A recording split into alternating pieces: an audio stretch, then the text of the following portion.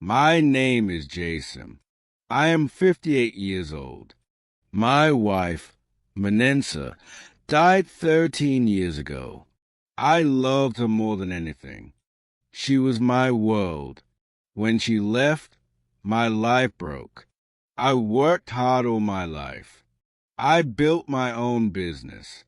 I earned money. I became successful. But success doesn't end pain. The house is too quiet. The bed is too empty. The nights are too long. I drive a white Mercedes. I wear a fine suit and a watch. They show my success, but they cannot show my sorrow. 13 years have passed, yet I still feel the emptiness. Behind the wealth, behind the smile, I am still broken. People look at me. Some admire me. Some judge me. They whisper. They think they know me, but they do not. My life is shaped by success. It is also shaped by judgment. I live with it every day. One day, I was at the public library cafe. The place was quiet, soft voices, the smell of coffee in the air, the sound of cups and chairs. I saw a young woman there. She looked about 24. She was pretty, but her face was tired. Her beauty was softened by worry. She stood near the counter, holding a small wallet. Her clothes were plain. Oh, not new. Her shoes carried the weight of many walks. She looked at the menu, then at the prices. Her lips pressed together. She looked hungry, but she hesitated. She sighed quietly. I felt something inside me. I do not usually help strangers, but she was different. She was not asking for help. She only looked worried. I walked closer. At first, she did not see me. Then she looked up. Her eyes were soft. She looked surprised. "Hello," I said. "Are you looking for food?" She nodded. Her voice was quiet. "Yes, please let me buy your lunch," I said. Her eyes opened wide. "No, you don't have to," she said quickly. She looked shy. "Yes, I want to," I said. "It is a small kindness. Please." She thought for a moment, then gave a small smile. "Thank you," she said. "That is kind." I bought her a sandwich and a drink. She chose something simple. We sat at a small table. She ate quickly. She was very hungry. Her name was Sabrina. She was a student. That was the first time we met. That lunch was the beginning. After that, I learned more. Maria was 24. She had big dreams, but little money. She worked part-time. She had debts. Her shoes were worn out. She was a dreamer, always thinking of a better life. We met again. Coffee, walks in the library park. She was different. She was different from others I knew. Young, open. She made me laugh. With her, I felt lighter. She often looked tired. But with me, her eyes were brighter. I wanted to take away her worries. We talked a lot about her family, about her hopes. I shared pieces of my own life. Our talks grew deeper. We laughed often. I was 58. She was 24. The age gap was wide, but when we were together, it did not matter. One evening, we sat in a cafe. It was quiet. We had talked for a long time. Then Sabrina looked at me. Her eyes were serious. "Jason," she said, "you make me feel safe. You make me feel alive. My heart beat faster. I did not expect those words. I looked at her. Her eyes were true. She moved closer. She looked at my lips. I did not stop her. She kissed me, gentle at first, then stronger, a long kiss. In that moment, I forgot everything. I forgot my age, my rules, the whispers of people. I only felt her lips. When we pulled apart, I felt warm, surprised, alive. I had rules, rules about distance, rules about feelings. But with that kiss, I broke a rule because of Sabrina, and deep inside I knew it would not be the last. My life was changing because of a young woman with big dreams and worn-out shoes. Sabrina worked hard. She studied. She worked part-time. Her old shoes had holes. I knew she had money problems. She thought about bills all the time. The worry was heavy. I wanted to help. One evening, we sat in a cafe. She looked at her phone. Her face was tight with worry. I took a deep breath. Sabrina, I said, I want to help you. I can give you some money. Just a little. It can clear some things. I tried to make it sound small, like a gift. She looked at me surprised. No, Jason, she said quickly, I cannot take your money. This is my problem. She shook her head, but I saw her tired eyes. Please, I said, it is not a big deal for me. It is a gift from a friend. She looked down. She was quiet. Then slowly, she nodded. Are you sure? She asked. Yes, I am sure. Then she started to cry. She covered her face. Her shoulders shook. She was very thankful that night. It was a big moment for us. That night, I held her close. She felt safe. She felt safe in my arms, warm. We did not talk much. We just stayed together. That moment made our bond stronger. It was about trust. It was about care. I felt a deep connection. She felt like part of my life now. Soon, people began to talk. A man my age with a young woman.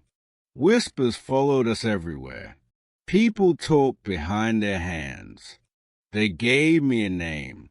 They called me her sugar daddy, an old man giving money to a young girl. I heard the words.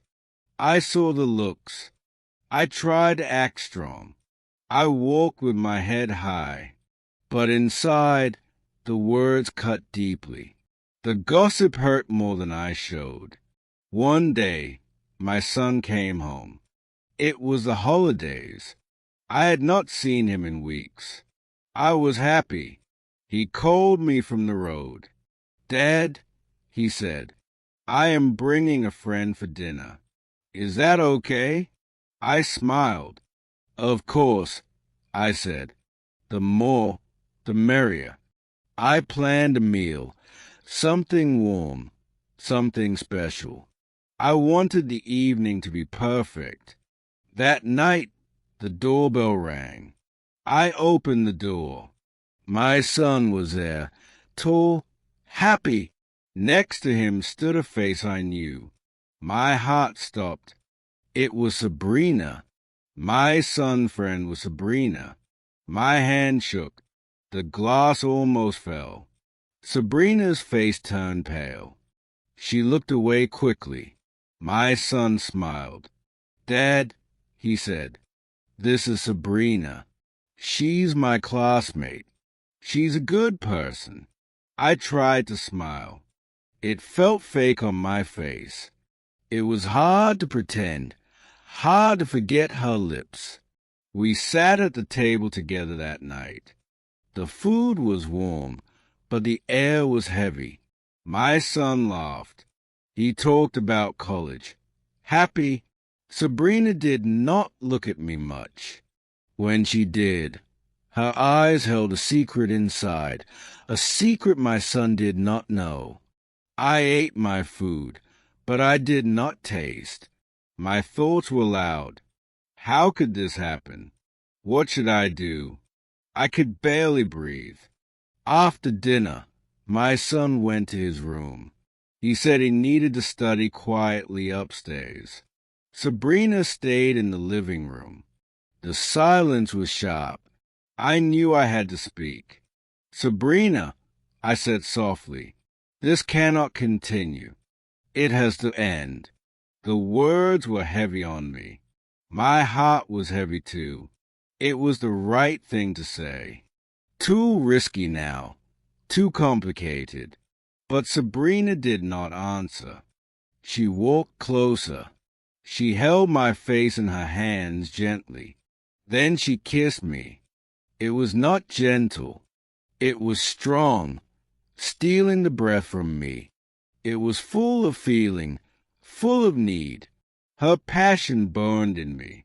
My body did not listen. My body did not listen to my mind. My heart did not listen to my thoughts. I wanted to end it. I truly did. But her kiss made it impossible. I could not let her go. Not yet. Later, she asked me to marry her suddenly. It was a surprise. At first, I laughed. Are you joking? I asked. But she was not joking. Her eyes were serious. I love you, Jason, she said. It is not about your money. It is about you.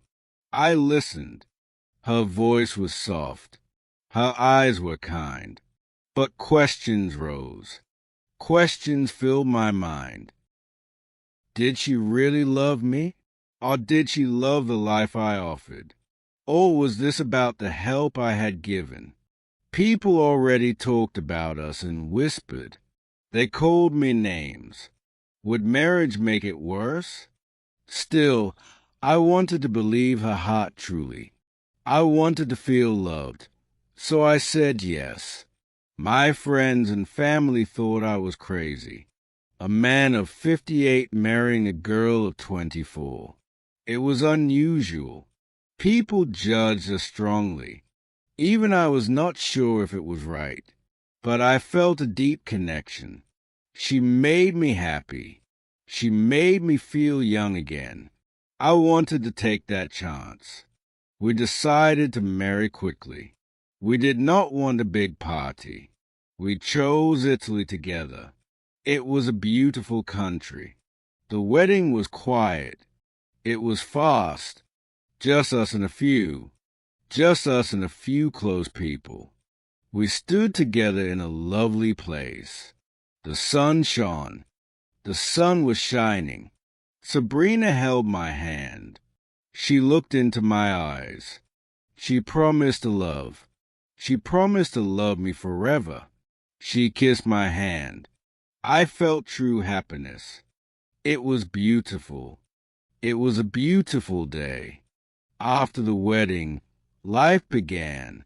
For a time, everything felt good. But then, small things happened. Things that made me worry. Sabrina always had her phone with her. She always had her phone. She took calls in another room. When I asked, she dismissed me. She said, "It's just a friend. Nothing important." She ended calls quickly, sometimes before I entered. Sometimes I saw her typing, then deleting. She cleared her messages. She always guarded her phone. Each time my heart grew colder, I tried to ignore it. I told myself it was nothing.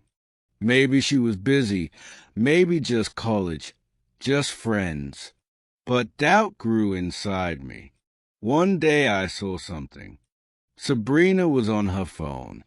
She stood outside. She stopped near a car.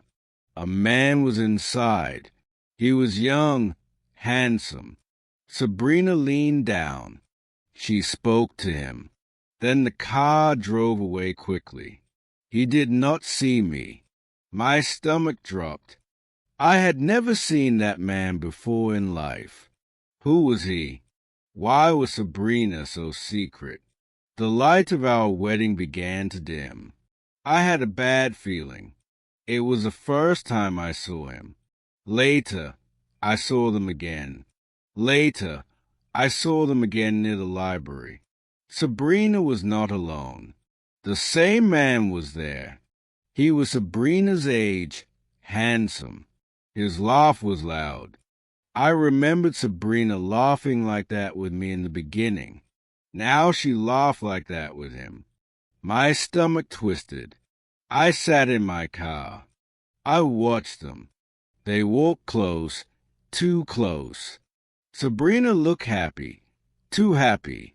I felt cold inside me. I wanted to know.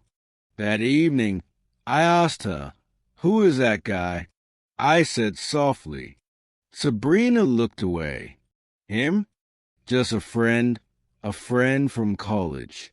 She tried to smile faintly, but it was not real. I did not believe her.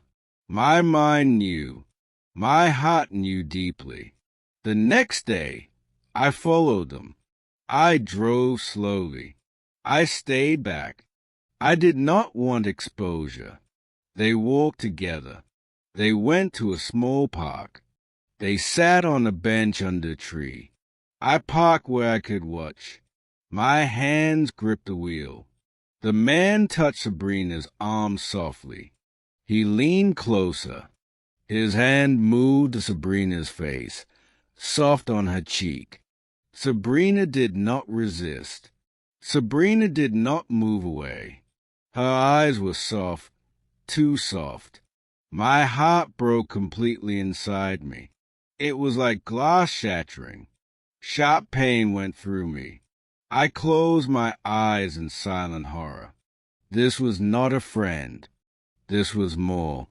I drove home slowly. The world felt silent. The picture of his hand on Sabrina's face stayed in my mind painfully, haunting me deeply.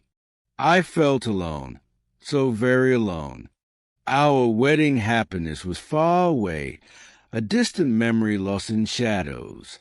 Sabrina came home late that night. The house was dark. I sat in the living room waiting. The lights were off. She opened the door. She saw me. She stopped. We did not speak. We just looked at each other in the dark. The silence was heavy, full of secrets untold, full of questions. I knew what I had seen. She knew what she had done that day, but no words were spoken, not one. The air between us grew cold, a wall of sadness.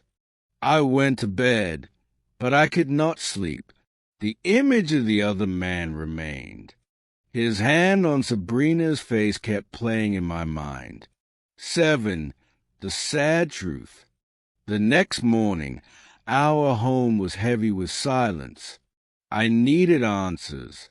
I found Sabrina in the living room quietly. Her face was pale. I looked at her. I asked her to tell me the truth. I needed to know everything. She sat down slowly. Her hands shook. Then she spoke with hesitation. She told me the man I saw was her ex-boyfriend, Jason. She said Jason wanted money. He had threatened Sabrina. Jason said he would tell everyone Sabrina only married me for my money, that our love was fake, a deal. He said he had old pictures, old messages, proof. If Sabrina did not pay, Jason would go to the university. He would go to newspapers. He would ruin Sabrina's name. He would ruin our marriage. My heart froze. I did not believe. Sabrina kept talking. Her eyes were red. She looked so sad. She took out her phone. She gave it to me. She told me all her passwords. Please, Jason, she said with tears, take everything. Look at everything. But please don't leave me. She wanted me to believe her deeply. She wanted me to see her honesty. She wanted me to know she loved me, not money. I held the phone. I saw her pain. I saw her fear. And I believed her. I put the phone down. I pulled her close. That night I cried on her shoulder. I had not cried in years. Her hair smelled faintly of roses. Her hands were warm, softly. All my worry and sadness poured out. We stayed like that for a long time together, holding each other. After a while, I felt stronger. I knew I had to act then. This could not continue. I had to protect Sabrina. I had to protect us. So I acted. I made a call. I knew what to do. 8. A new life. I contacted Jason. I offered him money. It was not because I was weak. It was because I was tired. I wanted peace. I wanted freedom for Sabrina and me. He took the money. He left us. Our lives grew quiet again. Sabrina worked hard. She finished her studies. After graduation, she searched employment. She did not ask for my help. She wanted to stand on her own completely strong. She wanted to prove her strength. She found a good job. She was proud. I was proud. It showed me her true heart. We decided to move. We wanted a fresh start, a beginning, away from gossip, away from shadows. We found a small house by the beach, quiet, peaceful. The sound of the ocean filled the air. We packed our things. We left our old life. It felt like a new beginning. Life was simple in our new home. We planted flowers together. We shared quiet evenings. Sometimes we drank wine. We laughed about our age difference. It no longer mattered, not to us. Sabrina often told me I had saved her, but I thought it differently. I thought it was the other way. My life before her was successful, but very lonely. She brought joy. She brought connection. I do not feel regret. Our love story is not ordinary. Some may call it scandal. Some may not understand. But to us, it is second chance, a second chance at happiness. Love does not always look the way people expect. Sometimes it surprises. Sometimes it comes in surprising ways. But the only thing that matters is how it feels deeply. It feels real.